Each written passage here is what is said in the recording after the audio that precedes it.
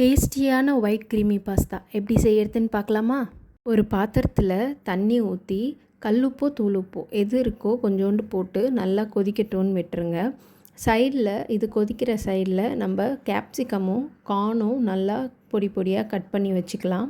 தண்ணி நல்லா கொதித்ததும் பாஸ்தா உங்களுக்கு எவ்வளோ வேணுமோ அதை போட்டு ஒரு 2 மினிட்ஸ் நல்லா கொதிக்கட்டும்னு ஆஃப் பண்ணி மூடி போட்டு வச்சுருங்க. ஒரு 5 மினிட்ஸ் இருந்தாலே நல்லா வெந்துடும்.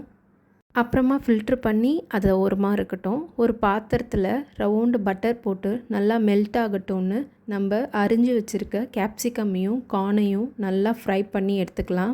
கேப்சிகமும் கார்னும் நல்லா ஃப்ரை ஆகணும். அந்த கேப்சிகம் கார்னுக்கு மட்டும் கொஞ்சமாக உப்பு போட்டு நல்லா ஃப்ரை பண்ணி கார்ன் ப்ரௌனிஷ் ஆகிற அளவுக்கு ஃப்ரை பண்ணி நம்ம அடுப்பை ஆஃப் பண்ணிவிட்டு ஒரு பிளேட்டுக்கு மாற்றி வச்சுக்கலாம். அதை இப்போது 5 மினிட்ஸ் ஆயிருக்கும். நம்ம க்ளோஸ் பண்ணி வச்ச பாஸ்தா நல்லா வெந்திருக்கும்.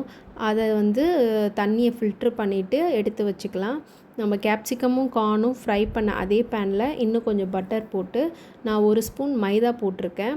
நீங்கள் வேணும்னா கோதுமை மாவும் போடலாம். அந்த பட்டர் மெல்ட் ஆனதும் அந்த மைதா கூட அந்த பட்டர் நல்லா மிக்ஸ் ஆகணும். மிக்ஸ் ஆனதுமே நான் 1/2 லிட்டர் பால் ஊற்றிருக்கேன். 1/2 லிட்டர் பாலுக்கு ஒரு 1/2 டம்ளர் தண்ணி ஊற்றி நல்லா மிக்ஸ் பண்ணணும்.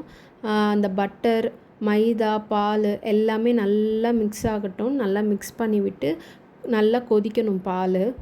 இந்த மாதிரி பால் நல்லா கொதிக்க ஸ்டார்ட் ஆகும். இந்த மாதிரி கொதிக்கும்போது நம்ம ஆல்ரெடி ஃப்ரை பண்ணி வச்சுருக்க கார்னையும் கேப்சிகமையும் ஆட் பண்ணி நல்லா மிக்ஸ் பண்ணி விட்டுட்டு அது கூடவே நம்ம ஃபில்ட்ரு பண்ணி வச்சுருக்க பாஸ்தாவையும் ஆட் பண்ணிடலாம். பாஸ்தாவை ஆட் பண்ணதுக்கப்புறம் ஸ்லோ ஃப்ளேமில் வச்சுருங்க. பிகாஸ் மைதா நம்ம போட்டிருக்கிறதுனால பால் டக்குன்னு கெட்டியாயிடும்.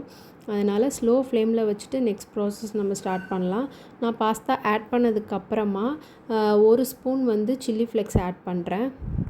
சில்லி ஃப்ளெக்ஸை நல்லா மிக்ஸ் பண்ணி விட்டுட்டு இதுக்கு தேவையான அளவு உப்பு போட்டு ஆரிகானோ ஆட் பண்ணுறேன். அது ஆப்ஷனல் தான்.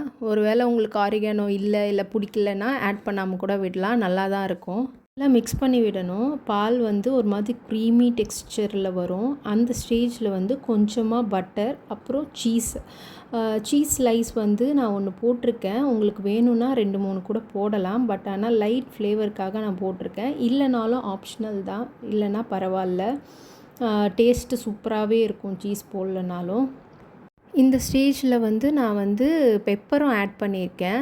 பிகாஸ் எங்கள் வீட்டில் எல்லாருமே கொஞ்சம் ஸ்பைஸியாக சாப்பிடுவோம். அதனால் நான் பெப்பர் ஆட் பண்ணியிருக்கேன். அதே மாதிரி பெப்பர் ஸ்மெல்லும் போட்டோன்னா நல்ல ஃப்ளேவர்ஃபுல்லாக இருக்கும்னு பெப்பர் ஆட் பண்ணியிருக்கேன். உங்களுக்கு வேணால் நீங்களும் ஆட் பண்ணிக்கலாம். நல்ல டேஸ்ட்டாக இருக்கும். Finally pasta ready. பாருங்கள் எவ்வளோ எம்மியாக க்ரீமியாக இருக்குன்னு. என் பையனுக்கு ரொம்ப பிடிக்கும். எவ்வளோ ஹாப்பியாக சாப்பிட்றான் பாருங்கள். நீங்களும் சமைச்சிட்டு எப்படி இருந்துச்சுன்னு சொல்லுங்கள். தேங்க்ஸ் ஃபார் வாட்சிங். பை.